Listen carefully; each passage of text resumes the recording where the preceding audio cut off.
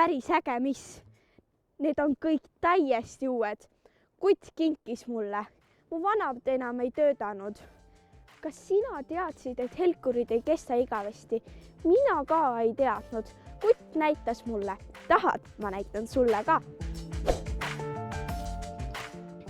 Vaata, kui uuele helkurile valgust peale näidata, siis helgib see täiega.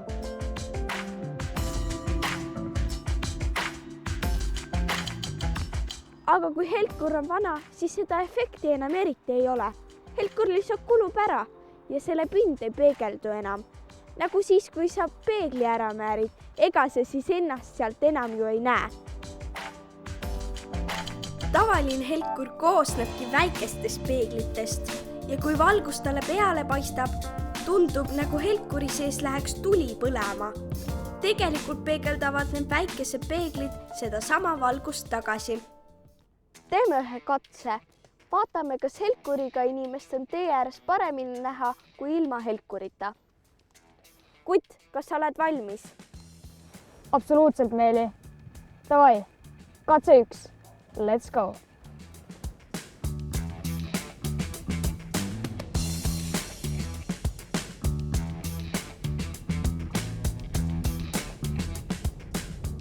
Alles nüüd ma nägin teda.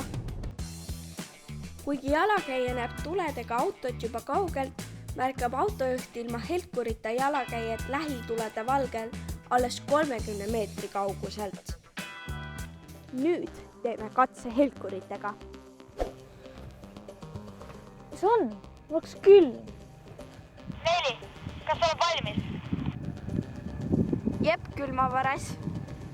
Okei, lähme siis.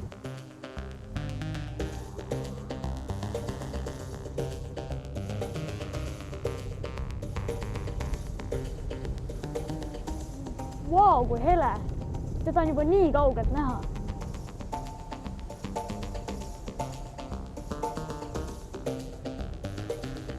Korralik helkur on auto lähitulede valguses nähtav juba 130 kuni 150 meetri kauguselt ning annab autojuhile piisavalt aega, et sõitu aeglustada ja mööduda jalakäijast ohutult.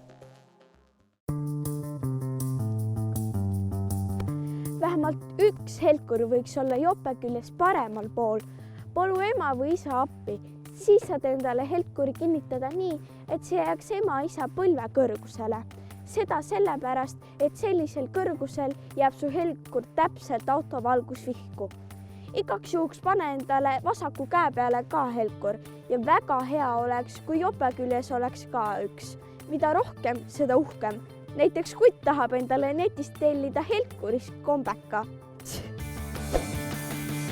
Ah jaa, helkurit tuleb pimedal ajal alati kanda. Mina soovitan igal sügisel oma helkureid testida, sest kui helkurid on vanad, siis ma saan uued ja ägedamad.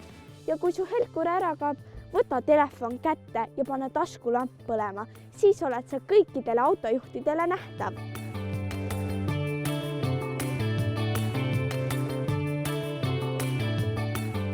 Ja nagu alati, märka märki.